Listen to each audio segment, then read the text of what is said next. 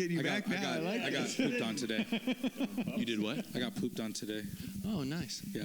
By a bird. By a bird. On his phone. Well, I was hoping it wasn't a monkey. Well, could you imagine? Jeff wanted him to take a picture of it, a screenshot. It's a screenshot.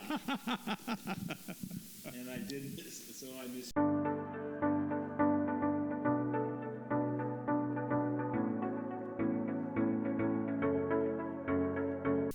Let's jump in. Let's talk about Holy Week.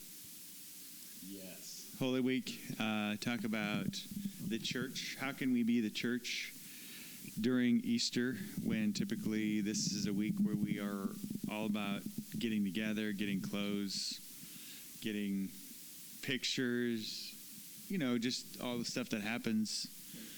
This week, we aren't going to be getting together. We'll be meeting, we'll be having Easter, but what are the significant parts of this, and what should the church be doing? Is that enough to get us going? I think so. I did this thing with your 2 cents on, because I actually think this is really, really important right now, is how we were talking about online, that there were folks talking about like how, wow, this isn't church basically right now. Mm-hmm. So without going too far into that, I think given the nature of this week and what we've been having to adjust to, I think it would be interesting to kind of get your thoughts on, like, is this church? What, you know what I mean? Like, without trying to pinpoint it into any kind of corner or whatever, but just generally, like, has this been church? Is this church? And as we approach this week, what can we look forward to with, participating in it? Refresh our memory on that Facebook discussion you brought up before. It was more Jeff. He's the one that Jeff, bring that up. Jeff, you talked about it, right? You were the one that said something. No, I think it was Skip. Oh, Skip. Basically, I'm trying to remember exactly how it went, but it was basically like Skip brought up this whole point of like, yeah, there's people online right now. I think he was bringing up one person in particular. I can't remember the name. This is people like countrywide, not just countrywide, not here or anything like that. But someone that brought up just like basically just saying like, man, this isn't biblical church. This isn't church. We're online. We're not meeting together. We're not. This isn't church, and that's about the extent of it. But from that, Troy kind of jumped in with some gloves on, ready to address a couple things, which actually was really, really good. What was that like? Having you put some gloves on? I encounter it a couple times a month. It was mostly back in your office, though, not publicly. There are no cameras there. I'd be careful with that one. I don't know. When Troy's passionate about something, he'll let you know. But it's actually really good because I think that you're bringing up, hey, you're so caught up in X, Y, and Z over here. And yeah, anyways, whatever. I'll let you talk about it. I don't need to tell it for you. No, I think the argument was church. In order for church to happen, you have to be in person. You have to be together. And it was some Facebook or social media argument back and forth on a theological level or a scholarly level about what is church? Is this really church?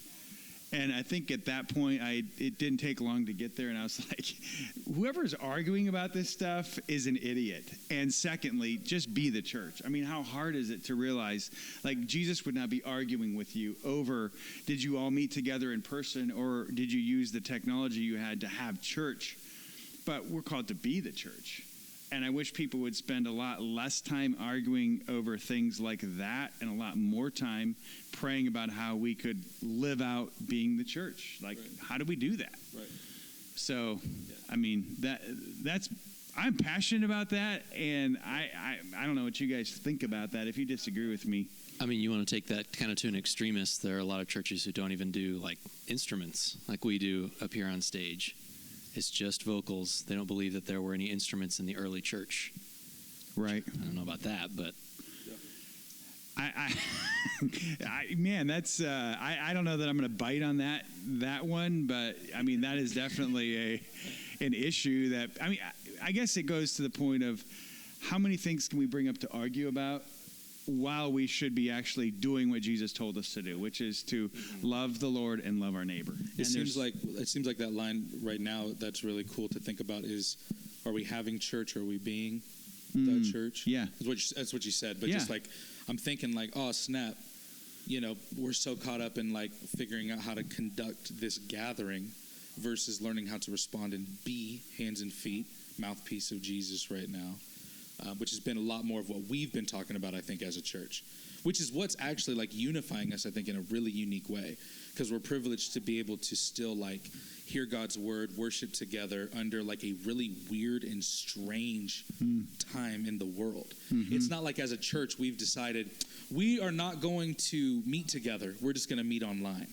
That's a whole different dynamic than we're learning to respond to a pandemic happening in the world. We're utilizing what we have, which is a blessing, by the way, to be able to like live stream all of this stuff. Yeah. Yet we're also trying to be like, how do we step in and be the church? So I really like that.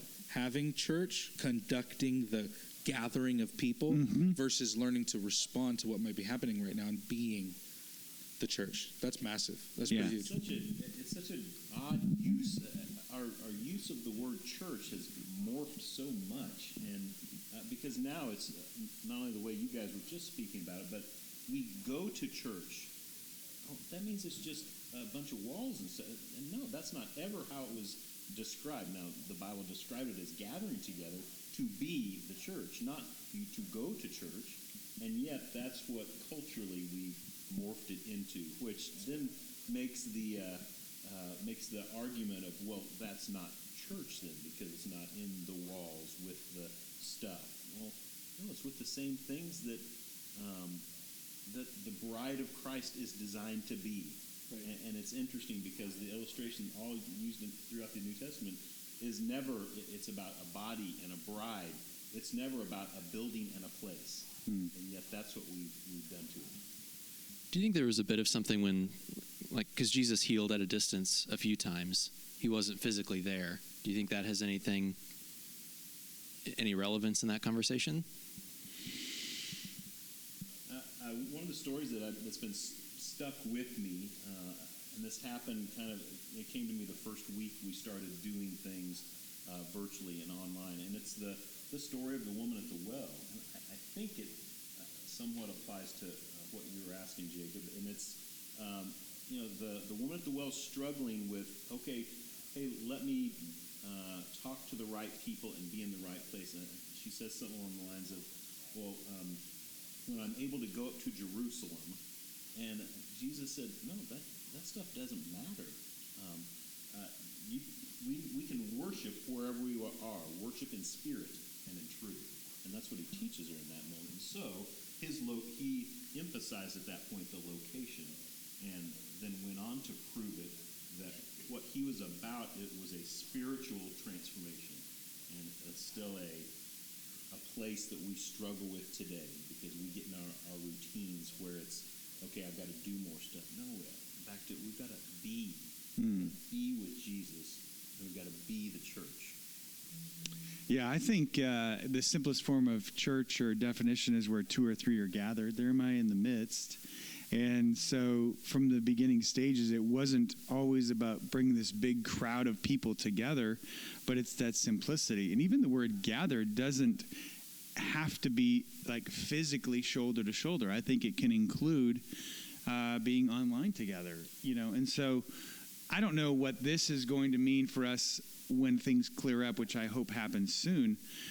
But I think of it in terms of an organization versus an organism, and church is an organism, but it's become an albatross of an organization at times, where we feel we've got to provide so many different things to feed the masses so that they'll come back in here. And it's like, this is forcing us to simplify a little bit. And to me, that is a good thing. Yeah. And I don't know what will come later of that, but that, yeah. Yeah. So, yeah, and I know we got to wrap up in a moment, but moving through this week then, what are we going to do? I mean, let's just talk a little bit about, some of the stuff going on Good Friday and Easter Sunday, what that means for us. How do we worship? How do we plan for that as a group of people? Yeah, so real quick to kind of dovetail off of that, so it also changes what Easter might look like, because Easter's going to look really different this year. And so so we are going to be different than the normal gathering. So we talked briefly about this.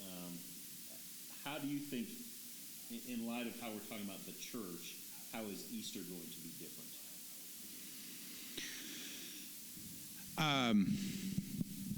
I would say There's not going to be big family gatherings, probably. yeah. You're not going over to grandma's house to go have a meal. It's probably not going to happen. Yeah. Good or bad? That depends on how good your grandma is at cooking. Yeah. Yeah. No, Easter egg hunts, I mean, it's going to be very limited if there are. Some people might dress up, but it could be the first Easter people have spent in their pajamas too for quite a while, Everybody homebound. I think it. Might be out of their robe. Yeah. I mean, we're talking about one of the biggest planned, apart from Christmas, times of an entire church year. So practically, it dismantles all of those kind of dynamics that would typically take place. All of it. Even if I don't think there's anything wrong with big plans. I don't think there's any. I think churches. Let's just be 100. Churches know that their attendance is going to be high, and they're planning this and they're doing that. People, look forward to getting dressed up in their Sunday best or whatever all that looks like. And so I just think, man, like this thing is like tearing some stuff down to making us even ask questions like this. Would we even ask questions like this if this didn't happen? What is Easter even about? Immediately, all I think about, even as a worship leader, is I go, okay, what songs are we going to pick that's all about the resurrection?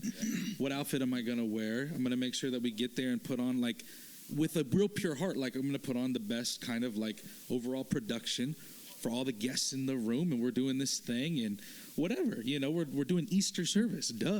What kind of hat will you wear? What kind of hat will I wear? Well, this one probably.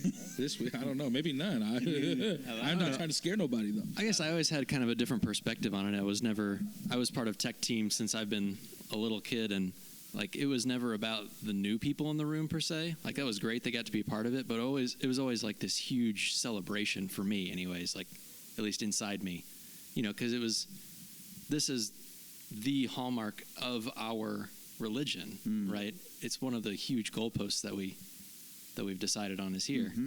And so like the big production or whatever party you have was more of a celebration of that. Yeah, it's more like throwing a big block party. Right. And to that point, there is a lot of work that goes into that. Whatever size church you are. And maybe a challenge I think that could rise out of this is, okay, let's not put less time into Easter this year. Let's take the time we've been putting into Easter already, getting outfits, all the stuff prepared, the meals, whatever else, and let's take all of that, whatever the sum of that has been, and make sure we still pour it into Easter. But could we even get closer to the Lord through that? So could we spend a little more time preparing our hearts and minds by reading the scriptures surrounding Easter Sunday? Could we spend some time as a family praying for those that are in need, knowing that the power of Jesus, who resurrected from the dead, has the power to heal, has the power to save?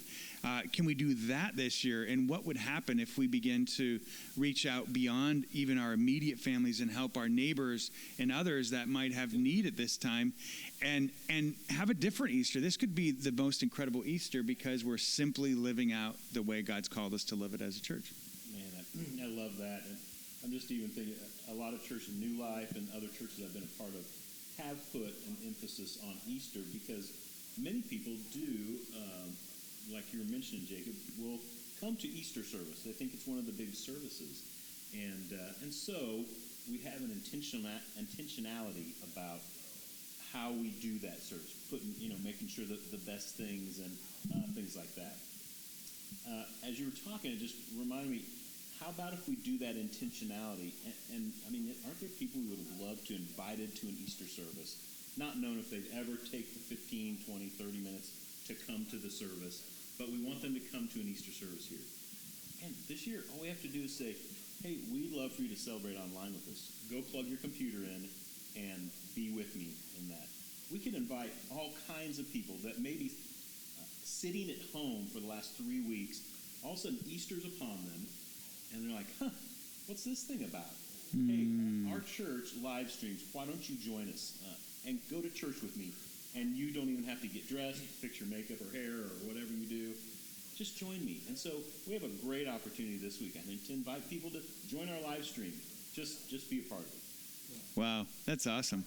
I think this is good. This is a great conversation. Thanks, everybody, for being a part of it. We could have done if we had enough time missionally. Yeah. We could have donated our Sunday best. The money that we would have spent on our outfit, we could have outreached. Now it's getting real. Now it's getting real. That would have been powerful, isn't it? Donate your Sunday best. Next year. Hold us accountable.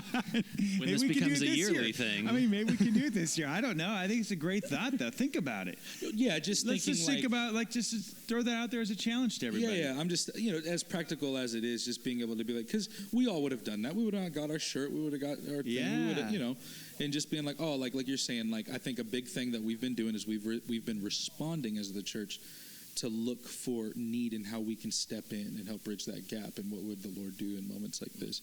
And immediately I was just thinking me and my wife would go out and we would spend money on getting a nice little outfit for Easter, because we just enjoy doing that, But I'm like, we're not going to do that right now. But I'm like, I wonder if we could have been able to take that money and be able to go provide maybe clothes for people that might not have it or something like that.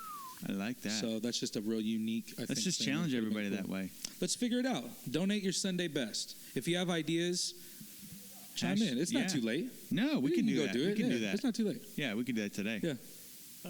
That's a cool idea. I like it. Okay. Yeah. So practically, what is New Life City Church doing this Easter? So week? we are. It's a great question. Thanks for asking. We are going to have a Good Friday service at 7:00 live.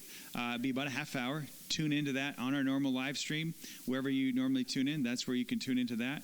And then on Sunday, we'll have a typical service with a few added surprises in there, just a couple upgrades, but nothing massive. We'll have communion. That's a big upgrade that we haven't done, and so we're going to encourage everybody at home to take communion together on Easter Sunday. There'll be a video coming out on even how to make your own communion bread if you want to do that. That'd be kind of a fun thing, and so that's an option. You can use any kind of bread you'd like to, but we just want to do some different things to help people think about it. And so that's Friday at 7. Friday at 7 is the live stream. Okay. You'll and then get some Sunday at communication. 10:45. Yep, Sunday at 10:45. Okay. Oh, good job. Those are your times. Friday 7, Sunday 10:45. Good job, Jacob. That's why you're here. That's why you do what you do. I love it. All right. Yeah. Cool. Thanks. Cool. That was good. Okay.